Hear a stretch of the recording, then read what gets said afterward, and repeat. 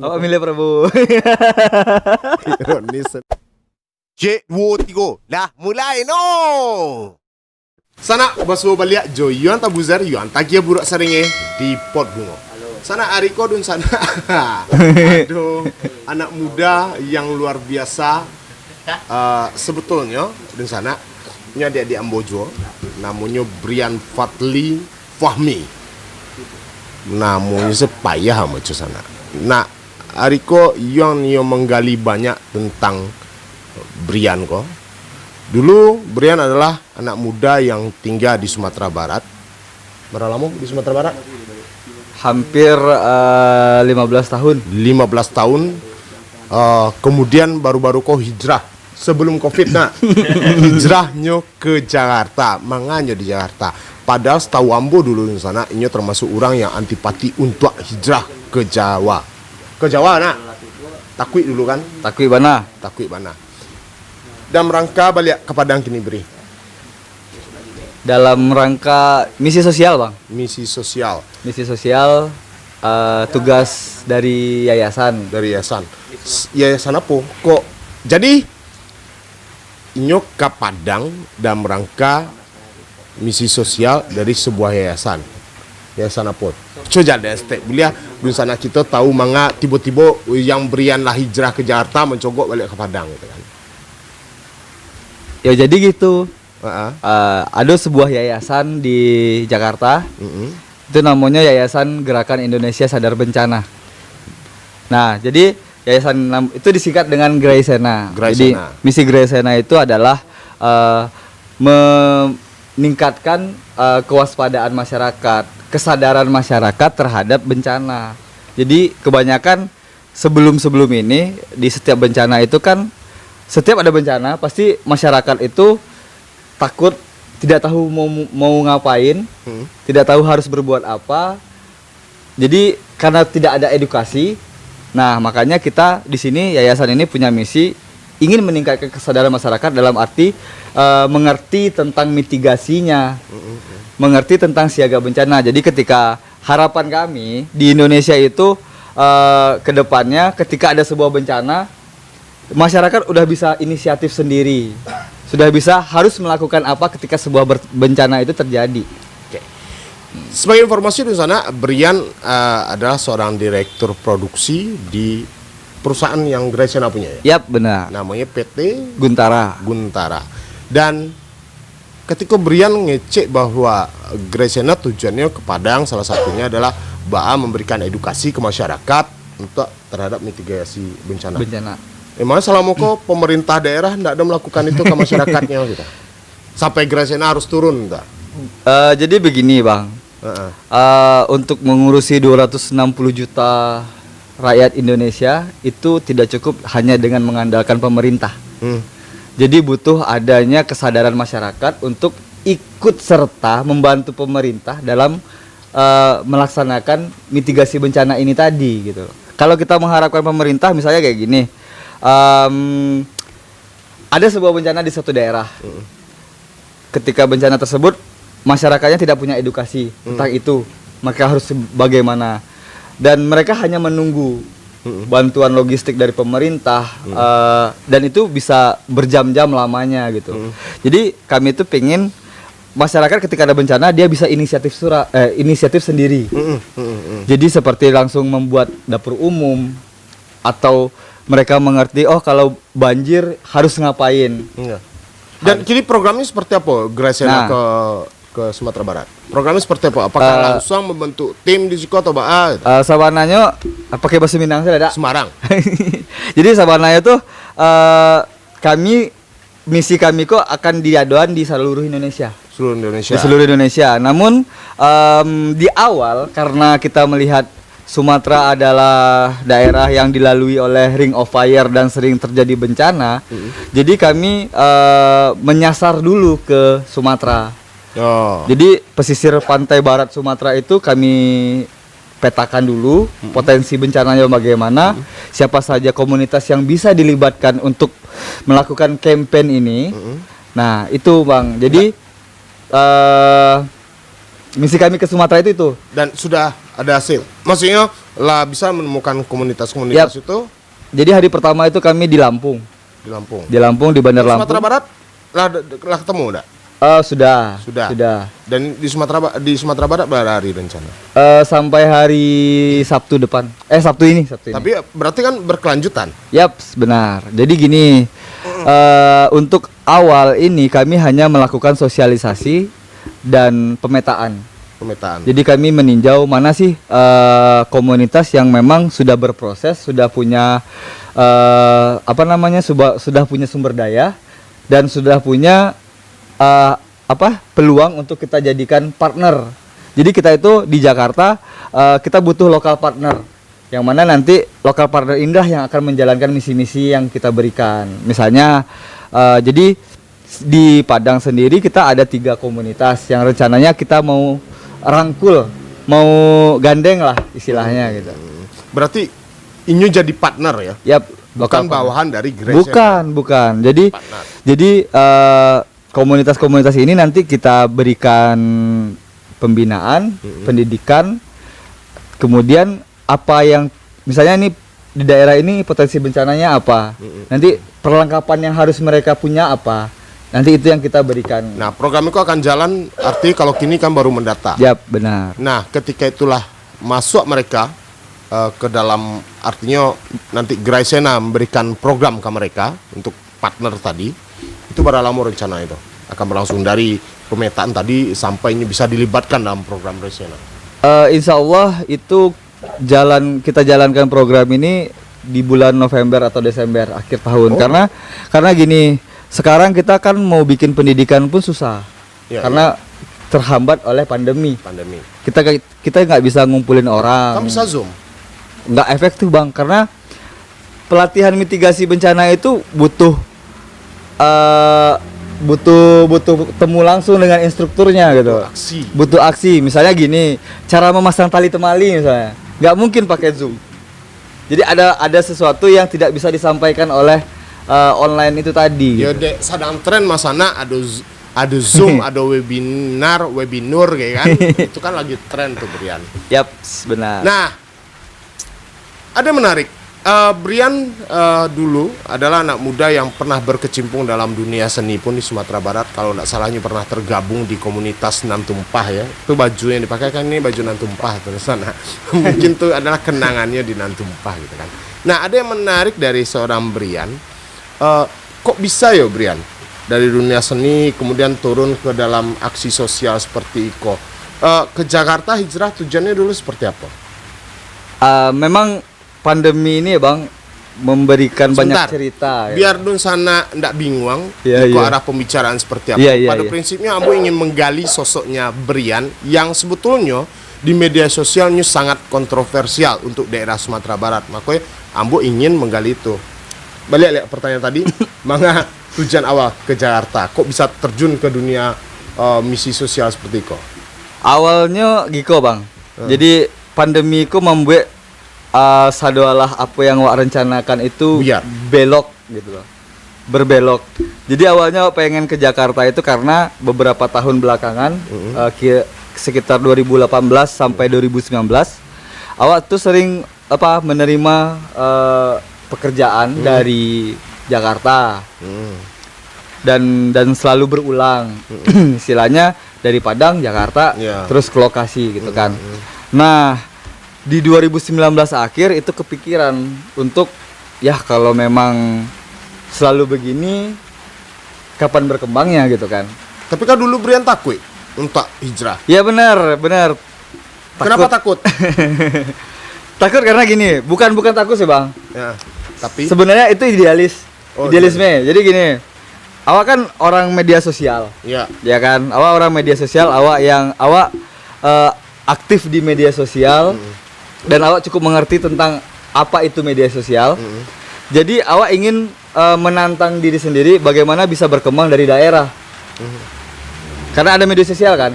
Jadi kita nggak harus melulu ke pusat. Ingin membuat pembuktian bahwa orang di daerah pun bisa. Tapi sempat membuktikan itu enggak? Kalau di awak pribadi enggak. Alun. Tapi akhirnya nyerah. Akhirnya nyerah ke kota. Pergi ke kota. Besar. Nah, Dun sana sosok Brian yang ambo kecang kontroversial di media sosial dan itu nyolah pasai dengan asam garamnya media sosial. Ambo meyakini itu. Ambo ingin tahu sedikit kalau memang Brian tuh aktif di media sosial dan bisa memanfaatkan media sosial yang baik.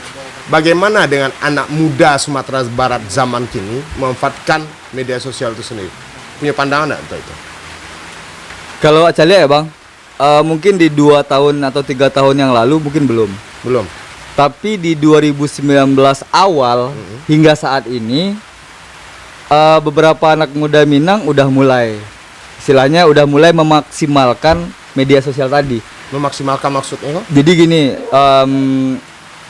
yang kita tahu itu media sosial itu kan hanya untuk hiburan. Ketika kita lelah bekerja, kita buka media sosial. Ketika kita lelah pokoknya kita ingin rekreasi, itu media sosial. Nah, berinteraksi dengan padahal kan? berinteraksi dengan orang-orang lama.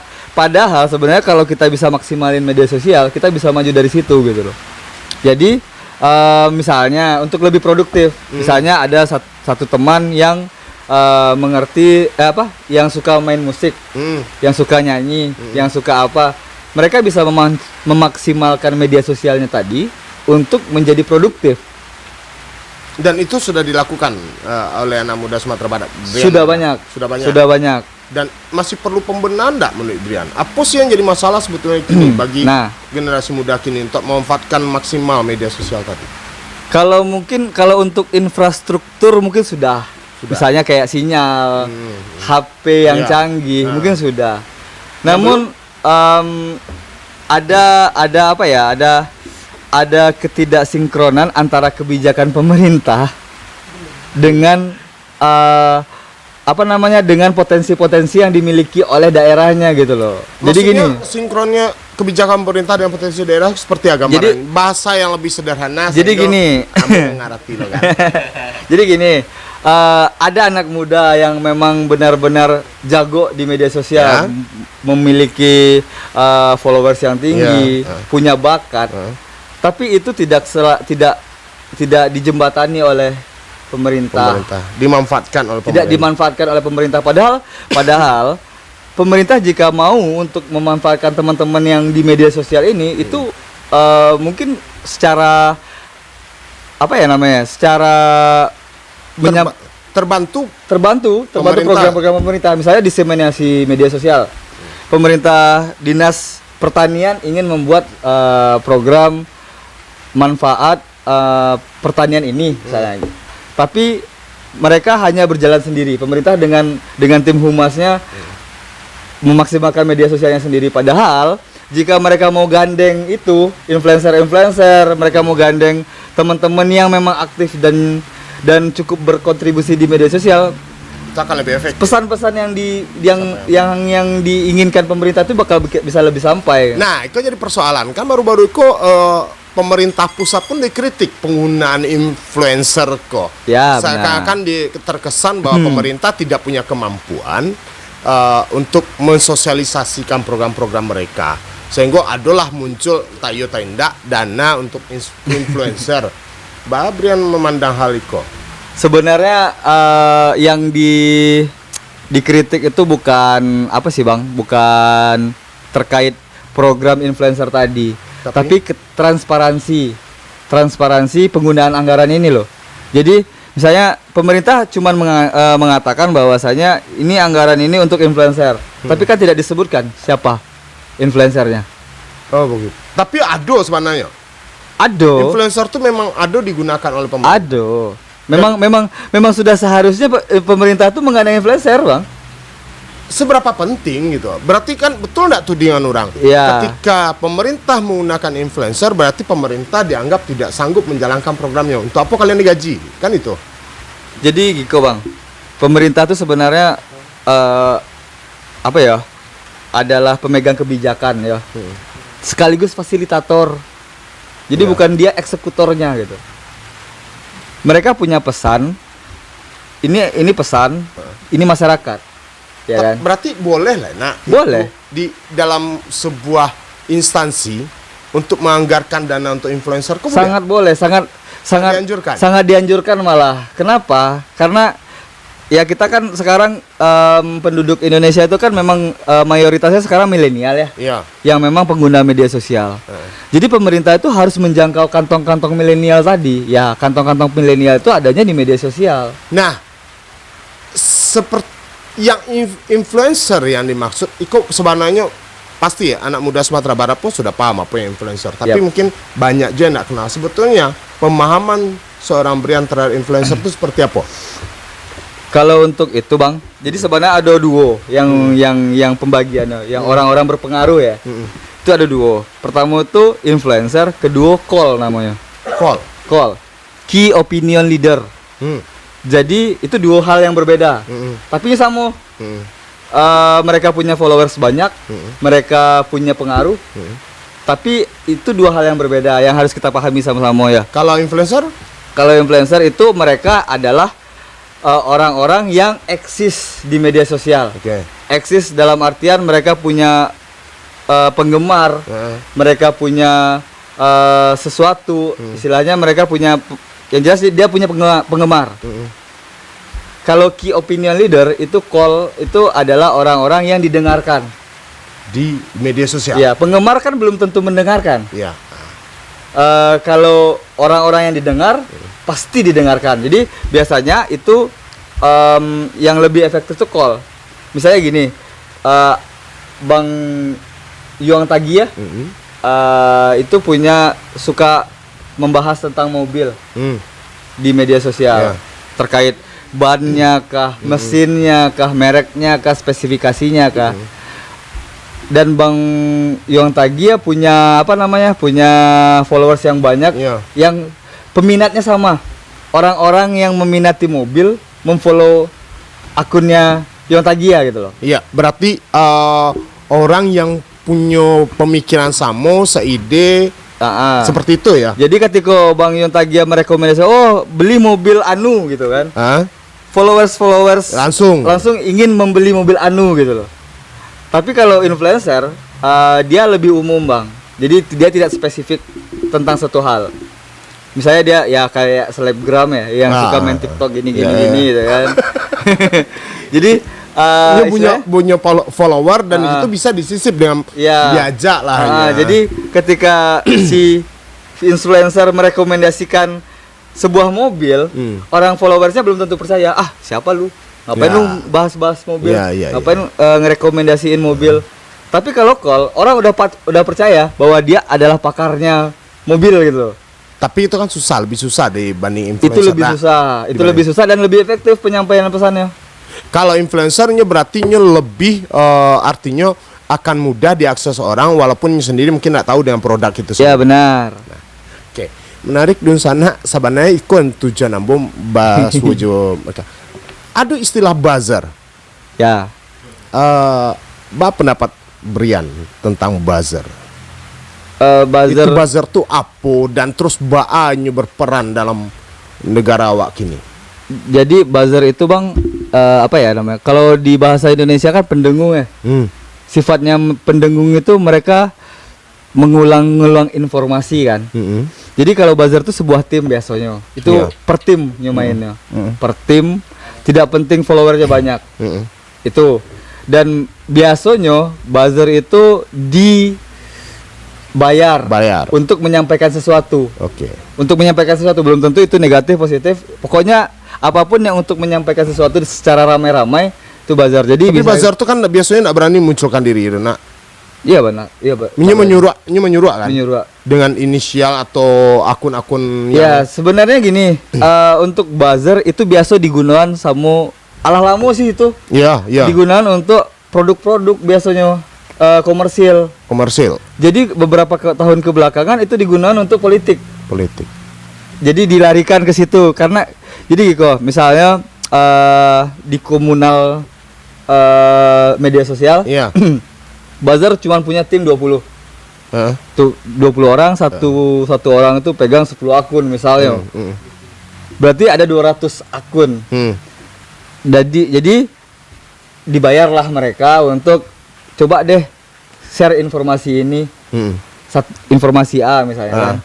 Dan 200 akun tadi itulah yang akan mendengungkan itu tadi, menyampaikan itu sampai berkali-kali hingga membuat ketertarikan dari orang-orang lain yang tidak ada kaitannya sama ini tadi gitu loh. Oke. Isu tadi. Jadi akhirnya gini, misalnya saya kalau kita lihat perspektif buzzer sekarang ya, isu negatif, saya nggak suka sama Dayong, saya bayar buzzer Untuk membuat seolah-olah yang tadi itu karam karakternya.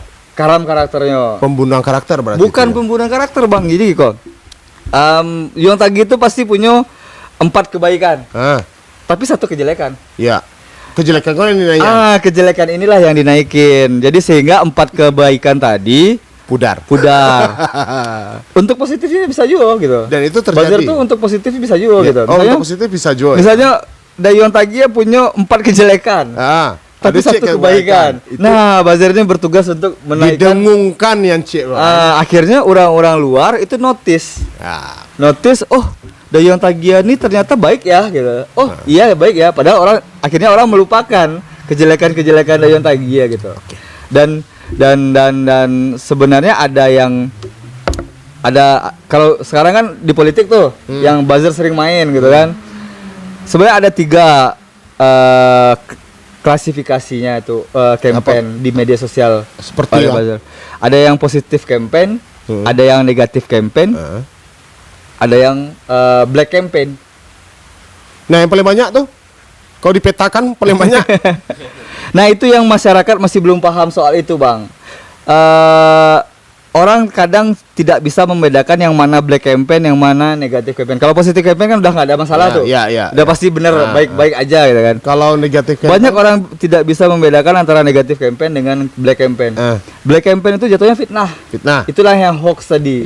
Misalnya Dayong Tagia suka makan jengkol. Padahal kenyataannya kalau enggak. black campaign-nya orang bilang Dayong Tagia tuh nggak suka makan jengkol gitu. Jadi hal yang tidak ada yang dibuat. Nah, kalau negatif campaign, itulah yang tadi yang saya bilang kejelekan dan keburukan tadi. Dibuka itu sebuah fakta yang diangkat ke permukaan. Nah, diangkat ke permukaan. Makanya banyak sekarang yang di media sosial yang ditangkapin tuh karena undang-undang ITE. Itu karena menyebarkan black campaign tadi gitu. Mereka tidak bisa membedakan mana yang negatif, mana yang black gitu loh. Dan black memang tidak boleh. Nggak boleh istilahnya itu kan udah jatuhnya udah Berarti fitnah. kalau negatif campaign masih bisa Bukan saya menganjurkan negatif campaign, tapi memang istilahnya memberi pemahaman. Jadi negatif campaign itu masih boleh karena itu fakta kan. Fakta yang dinaikkan gitu. Oke. Di sana mungkin bertanya manga ambo sampai membahas hal-hal seperti itu. Ambo mempertanyakan influencer, mempertanyakan buzzer sama seorang Brian, dan seakan beliau sangat paham sekali seorang Brian dengan hal-hal seperti itu. Kenapa itu terjadi? Kalau di sana yang bakal di Brian Fadli Fahmi di media sosialnya, terutama di Facebook, ambo ingin bercerita sedikit kilas balik. Brian termasuk orang yang mati-matian membela Jokowi waktu pemilu ya. Ya benar.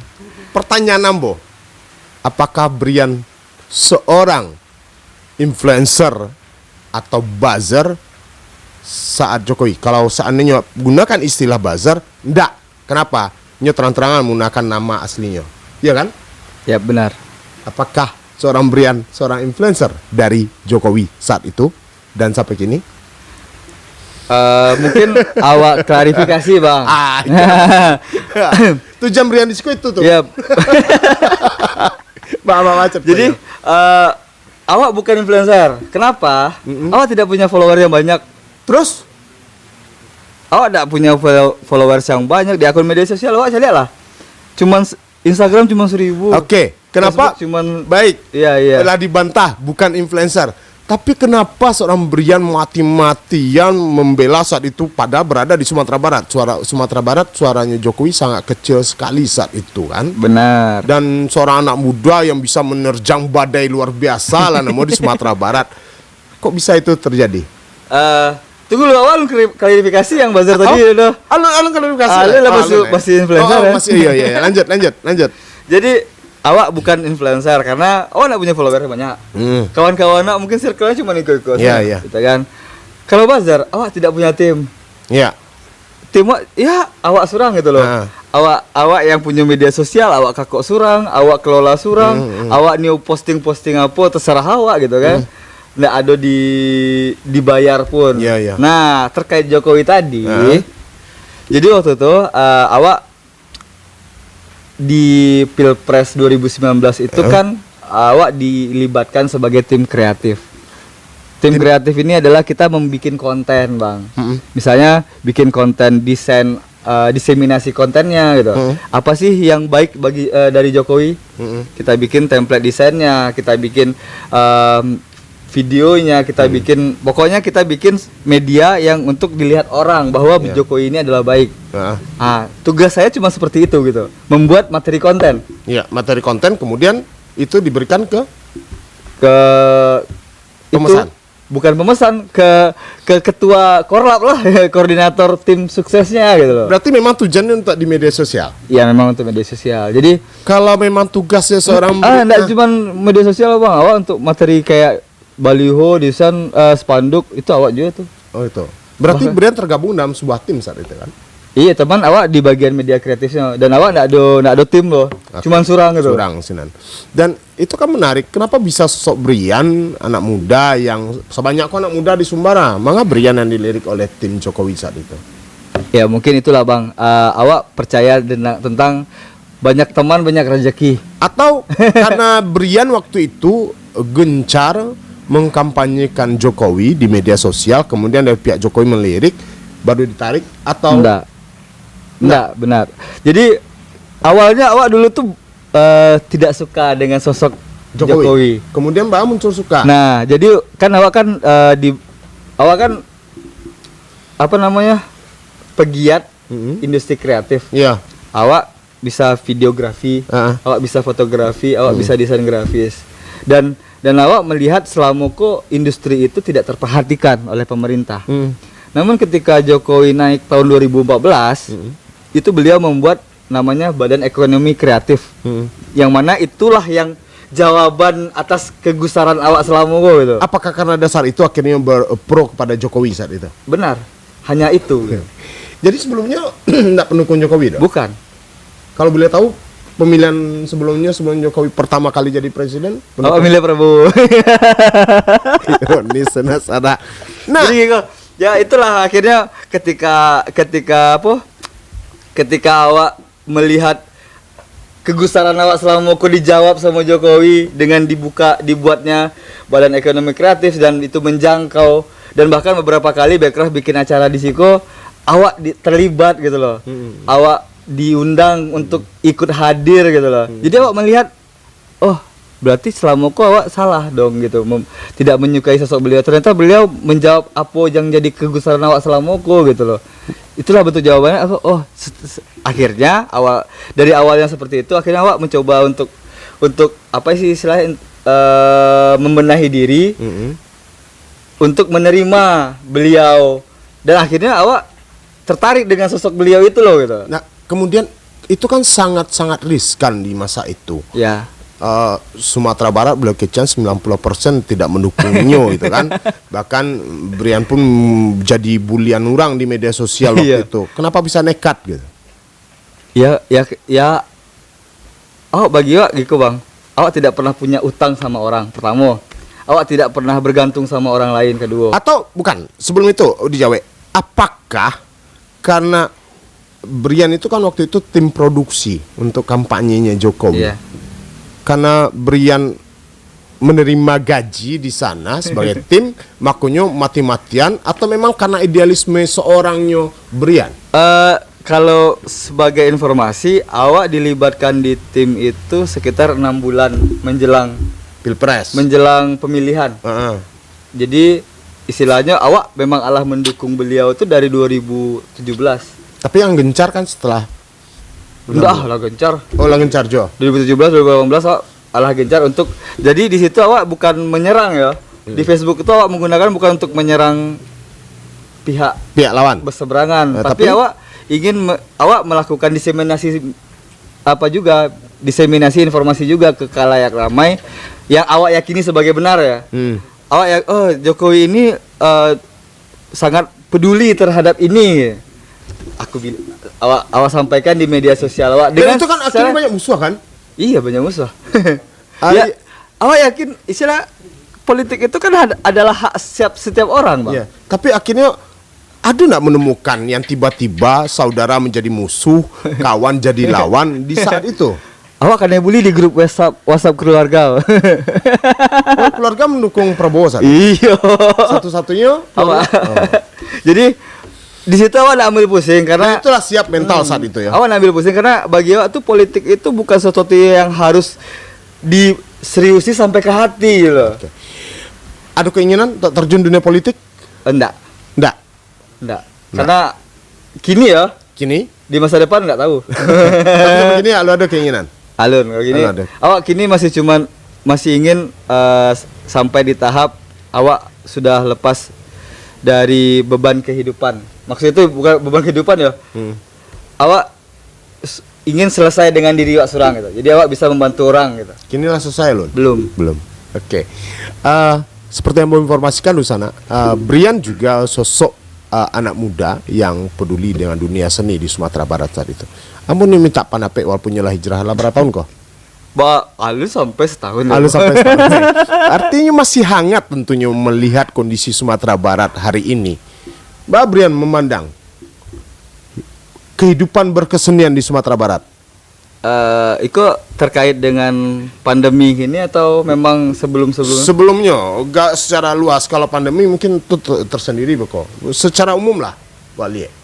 Bisa aja dibahas mungkin masuknya ke pandemi. Mbak Brian melihat.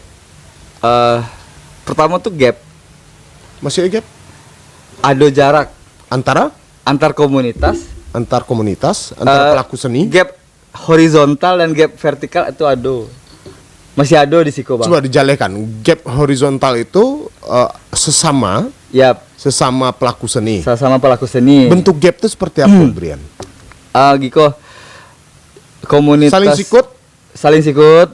Komunitas seni di Sumbar itu belum bisa untuk secara legowo berkolaborasi.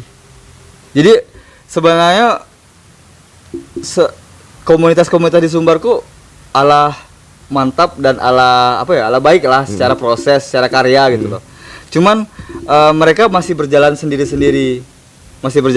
Misalnya ada komunitas seni A, komunitas seni B dengan padoknya surang, komunitas seni C dengan padok surang lo gitu loh. Jadi akhirnya orang tuh saling susah untuk istilahnya mengembangkan komunitasnya surang gitu loh. Padahal kalau seandainya ada kolaborasi antara komunitas-komunitas tadi, misalnya ketika kayak arisan deh. Iya. Kelompok A B acara. Kelompok B, kelompok C bantu secara mungkin publikasi, bantu secara mungkin biaya produksi, patungan. Itu nado. Nah, misal iya enggak terwujud. Jadi atau begitu komunitas B gantian Balia gitu. Kolaborasi lah istilahnya gitu. Iya. Nah, dan yang awak lihat tuh di situ komunitas di Sumbar masih berjalan surang-surang ya waang-waang lah, aden lo gitu kan. Enggak peduli dengan apa. Memang ada sih beberapa komunitas yang punya kedekatan emosional antar si A dengan si B. Si A di antar komunitas. Tapi masih ada gap lo sama antar komunitas yang lain gitu. Artinya persaingan ini menjadi sangat jelek jadi. Atau itu kompetisinya sangat bukan tidak sehat. Bukan tidak sehat sih. Kalau tidak sehat kan asik-asikutan, memburu-buruan enggak. Tapi gara-gara cuman jalan surang-surang jadi susah gitu. Oke. Coba kalau seandainya saling bantu, kayak awak main itu loh. Kalau awak ikut lomba panjat pinang, kan itu saling sama-sama tuh untuk bisa mencapai sesuatu gitu kan. Tapi kalau surang-surang manjek ke Batang Minang tuh kan nggak bisa. Itu yang horizontal. Yang vertikal? Yang vertikal itulah yang awak kecian beberapa komunitas seni yang potensial justru tidak bisa mendapat akses untuk dilihat oleh pemerintah sendiri gitu. Kenapa bisa jadi berpandang seperti itu? Hal itu terjadi kenapa? hal itu terjadi ya karena awak kan dulu terlibat juga nih bang di kelompok seni. Ah, Ya awak kalau seandainya awak membuat sebuah program produksi dan ketika awak pengen mengajukan sesuatu, meminta sesuatu, tolong dibantu ke beberapa stakeholder, awak dalam stigma awak nggak punya orang dalam tuh doh. Oh kalau awak nggak punya orang dalam pasti nggak Susah. bisa, susah gitu. Jadi ya, itu itu membudaya sebetulnya. membudaya. Dan itu masih. Jadi misalnya yang dipilih atau yang dibantu sama pemerintah tuh ya cuman kelompok-kelompok seni yang dikenal sama si aktor di dalam itu Berarti tadi. harus ada unsur kedekatan juga. Harusnya pemerintah itu bisa lebih aktif untuk menjangkau komunitas-komunitas seni yang ada di bawah karena kayak gitu misalnya komunitas seni itu cuma ada di taman budaya, ya kan? Bagi pemerintah. Nah, padahal di luar masih. Padahal di luar masih banyak komunitas seni ya. Dan harapan kita kok nak mungkin berlarut. Nah, Iya, harapan kita sih pemerintah bisa lebih aware, bisa lebih tahulah data kelompok seni mah yang kira-kira potensial untuk dinaikkan.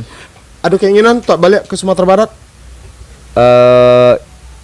Kalau untuk saat Iko mungkin alun Masih berjuang di ibu kota. masih berjuang di ibu kota, tapi fokus pandangan lo tetap masih ke Sumatera Barat.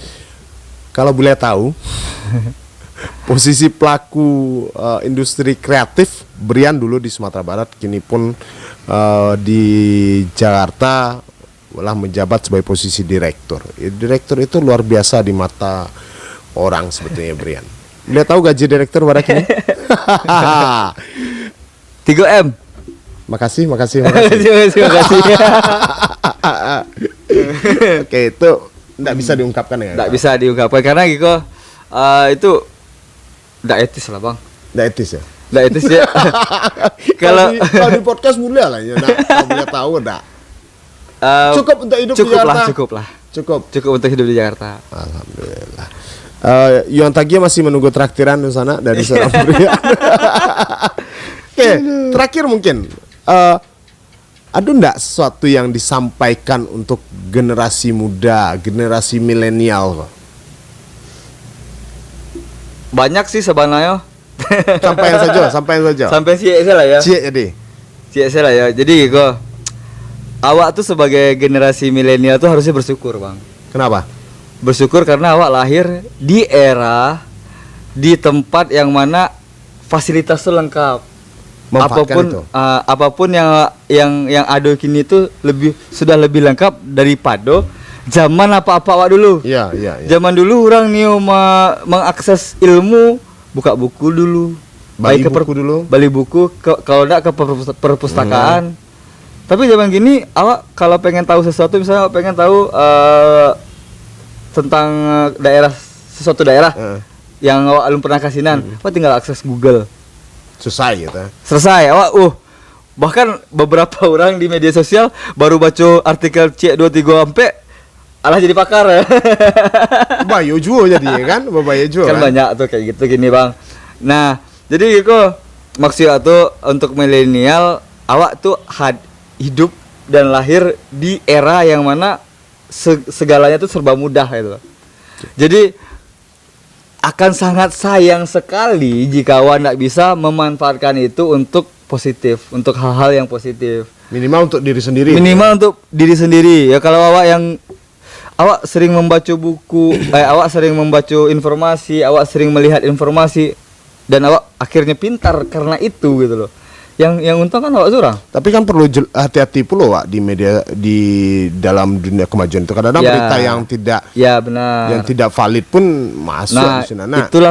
Itulah pentingnya pendidikan bang. Oke. Jadi istilahnya ketika ini sudah mengenyam pendidikan itu bisa lebih memfilter. Dan awak selalu menyarankan ke kawan-kawan awak yang kenal dengan awak, bacalah janji buku saya. Ya. Bacalah banyak buku. Misalnya awak ingin memandang satu objek, bacalah dari beberapa buku tentang objek itu gitu. Jangan sampai CSE yang awak baca. literatur harus diperbanyak. Literatur harus diperbanyak. Jadi awak bisa memandang satu objek itu dari berbagai sisi gitu loh. Jadi ketika awak lah bisa memandang sesuatu itu dari berbagai sisi, awak lah punya sendiri filter itu surang gitu. Iya, betul. Filter itu alah tercipta di awak akhirnya tahu, oh iko salah, oh iko batu gitu. Dan itulah yang tidak mungkin masih belum dicapai sama kebanyakan orang di media sosial, tidak mau memfilter, akhirnya termakan hoax gitu loh. Tapi ada yang ambo pikiran Brian ketika Brian berada di Jakarta saat ini, di pusat, kemudian masih tetap memandang Sumatera Barat itu maksudnya seperti apa, Brian? Iya, karena awak besar di Siko, Bang. Awak istilahnya Berarti kecintaan terhadap Sumatera Iya. Barat masih tinggi berarti. iya, karena awak kan orang Sumatera Barat gitu loh. KTP masih? KTP masih Sumatera Barat. Jadi awak besar lahir, awak istilahnya besar di Siko gitu. Iya, besar di Sumatera Besar Barat. di Sumatera Barat, awak banyak belajar dari Sumatera Barat. Awak belajar banyak menghabiskan waktu di Siko, jadi awak masih ada konsentrasi awak ke Siko. Dan salah satu konsentrasi awak ya awak bawa Tim yayasan awak kemari gitu loh. Untuk masih lihat lebih dekat ke Sumatera Barat gitu. Ya, di sana sangat luar biasa bincang-bincang Bojo Brian. Kalau di sana bertanya, kenapa sosok Brian masuk di Pot Bungo? Karena ini salah seorang anak muda yang sangat kontroversial menurut Ambo di media sosial, dan ini adalah orang-orang kreatif dan terlalu berani menurut Ambo.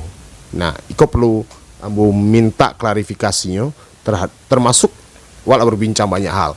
Apa yang gerai Sena? Apakah benar ini seorang influencer atau buzzer dari tim Jokowi saat itu? Terus apakah pandangannya terhadap dunia seni? Dan mudah-mudahan Iko bisa menambah wawasan. Lepas dari benar atau tidak benarnya, itu kan balik kepada awak sadonya. Lalu sana Brian Fadli Fahmi lah masuk di Pot Bungo, buat tunggu anak muda yang inspiratif lainnya. Lah. Cik 2 3. Lah habis anak. Lah no, lebih.